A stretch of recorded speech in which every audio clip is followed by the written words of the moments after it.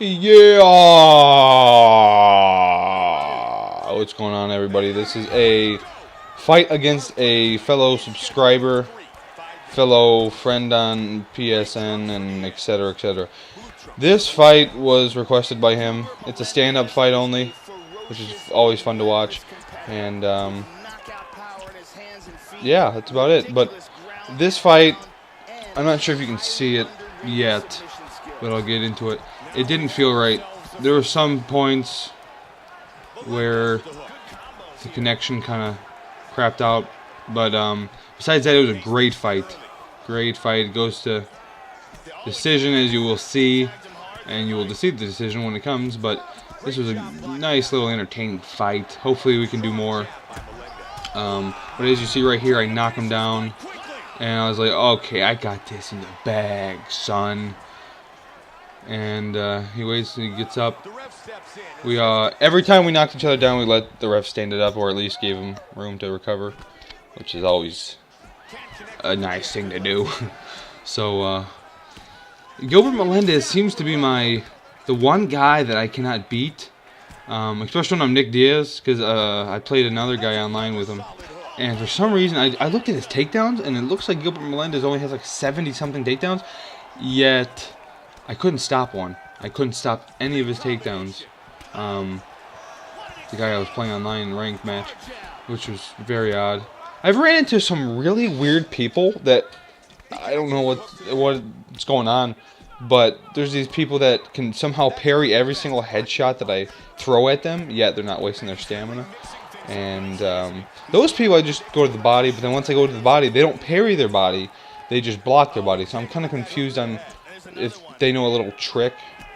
I mean, these people aren't very good fighters. They just know like a trick that parries like every single headshot I throw at them. But I mean, this guy right here, I don't parry at all, barely, unless you get one of those guys who spam like spinning back kicks to the body. I really don't parry. Even back in EA MMA, once they did the patch, I stopped parrying because, I mean, it's good, but it's just another thing you have to do. And since it wastes your stamina, I don't even bother doing it. I just guard. And one thing that I really wish they would, well, I don't know if they could change, probably not, but that I really am sad about is the head movement in this game. I tried a little bit of it in this game, as you can see, but this head movement in this game is I'd rather have no head movement. That's how bad it is, EA MMA had it pretty good to where the point, like, if you were getting hit in your head, you could do a little back and forth, and it would stop that, force them to go to your body. But in this game, you can't really do anything. I was hoping that they would do, since the people who made Fight Night made this, that it would have some sort of Fight Night, head movement where you hold down a button and then your head movement is free, and not you don't have to flick it back and forth. So that's one thing that I really miss. Without head movement, fighting people or fighting with people like Anderson Silva is just not right. Because drop your hands, and what I would always like to do is fight like that, and in Fight Night I'd drop my hands and then just like move my head and throw counters, Anderson Silva-esque. So you can't do that in this game very well. The head movement sucks. That's something they can improve definitely for the next installment of the game. It's not a big deal. It doesn't make or break the game per se, but it'd be a great thing to have. So that's my 2 cents on that. But I mean, this game has been going pretty good so far. I rock him again right there. And this is my second big rock. If this was a real ranked match, I'd get on top of him and probably finish it. That's usually how I win about 90% of my fights. So, but stand up only. So I said okay. So at this point, I was like, okay, I pretty much got this fight in the bag. As long as I can just do a Nick Diaz and just land a whole bunch of shots to the body and the head, I'll be good to go. And with Nick Diaz, I mean, it's hard to say he's my favorite fighter in the game. He would be, if one thing changed. Oh, and then right there he lands the body and knocks me. I seem to get rocked by body shots a lot in this game. I don't know why. I just don't feel like my body's strong, but I mean, who does? But is the stupid, I call it the possessed leg kick that him, John Jones, and a few others have. I just like the normal head kick. You know, like Gilbert just threw with the right leg. I mean, he's got the... Well, Nick Diaz is a southpaw, so his left head kick is normal, obviously, because you can't really do it. But the left head kick is the possessed one, where your leg goes up and, like, twitches and kind of, like, fakes them out and then comes down. I hate it. I don't know why. It's not... It seems like it's not very quick. I have knocked out some people with it, not very many. But like that right there. It's kind of slow. They see it coming, you know. By the time I get my leg up in the air, they have time to at least, you know, even have time to parry it sometimes. I get it parried a lot. So, I would like to see...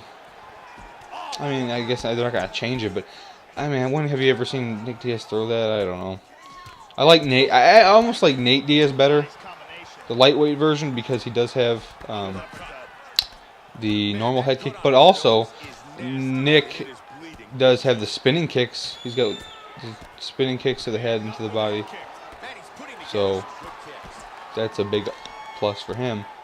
But I seem to do better with Nate. I haven't used him as much, but I'm pretty sure I've never lost with Nate. I'm probably, you know, 5-6-0 with him, however many times I've used him. And Nick, I've used a lot more, so I've got more losses with him. But fighter-wise, one fighter that I've been using recently, you know, people use the same fighters in every weight class, and it kind of gets sick. That's why I like the welterweight division. It seems to be... I mean, if you're not running into GSP, there are a lot of other people that use, you know, the lightweight Aldo, Anthony Pettis. You know, I don't really like using those guys. I like to use the guys who... Well, I mean, my fight style isn't really... You know, I've never used Aldo, because that's just not my fight style. Pettis, I like to use every once in a while, because of his kicks and stuff. Same thing with Aldo, but Aldo's... I use the featherweight. I would not use the lightweight Aldo. He's too small. I'm all about height in this game. As you can see, you know, Nick Diaz being 6 foot tall and Gilbert Melendez being like 5'9". I like being the taller fighter, and it's always good to be have that reach advantage.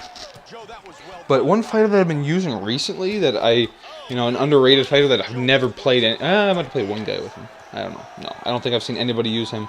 Is Clay Guida. Now, I wouldn't use the lightweight Clay Guida, you know, 87 overall, and he's, you know, probably pretty slow, too.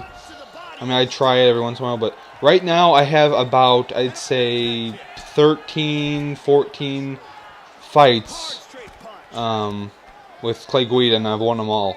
So, I'm not sure exactly, because I don't like how they only show your record for your best fighter. I wish it was like UFC 3, where you can go into the game menus and see what your record is for each fighter. That'd be great, because then I could, you know, it's good to know. Very fun to know. I love how every game has their own thing, you know, and then why can't they just combine all the good things from all the good games and, you know, put it into one? I don't know why, but whatever. But yeah, Clay Guida is, I don't know why, but he, in the featherweight version of him, I'm good with him. I don't know what it is. I think his footwork's really good because he's fast on his feet. So I kind of just, you know, walk around, land punches. And I'll kind of play a mind game with him at the beginning. Like, I'll run away from him. I'll throw a few punches, run away, circle him.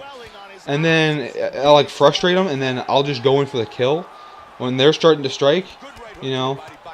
Sometimes I like to go in and, you know, be aggressive right away with people like Nick Diaz. But then my opponent just stands there and parries the whole time. So that's when I back up and wait for them to bring the fight to me, and then I'll unload with the combinations. But Clay Guida, I don't know what it is about him, but he is he's my guy. He's fun to use. I don't know what it is, but yeah. So this fight's coming to an end here, and I thought that someone would finish it. At this point, you know, if I were to judge the fight, this judging system, I got to make a whole new video about the judging system in this game, because I understand it. Sadly, I understand it, but it makes no sense. I mean, I guess it's realistic, because the people in real life are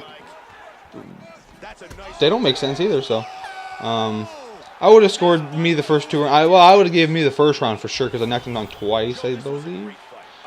And I think he might have knocked me down once, but I go by knockdowns, okay?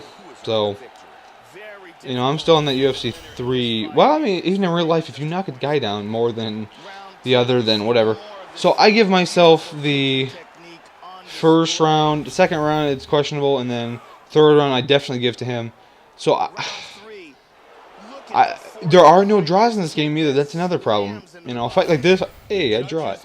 But I'd probably give myself the win 29-28. I'm not 100% sure. But let's listen to the decision. After 3 rounds, we go to the judges' scorecards for a decision. All 3 judges score this contest 30-27. Declaring the winner by unanimous decision, Gilbert. So as you see right there, he won 30-27. So unanimous too. So the judges gave him all 3 rounds. I forgot to look at the stats because I was doing something, but I'm pretty sure that he probably landed more significant strikes. Okay, big deal. You know, who got closer to finishing the fight, especially in the first round? Me. I gave myself almost a 10-8 round in the first. So, I don't know. It was a good fight, but, you know, I don't understand the judging sometimes, you know. Little things like significant strikes and stuff play a bigger factor than knockdowns, which makes no sense. But that's my opinion. Till next time, Westside MMA out.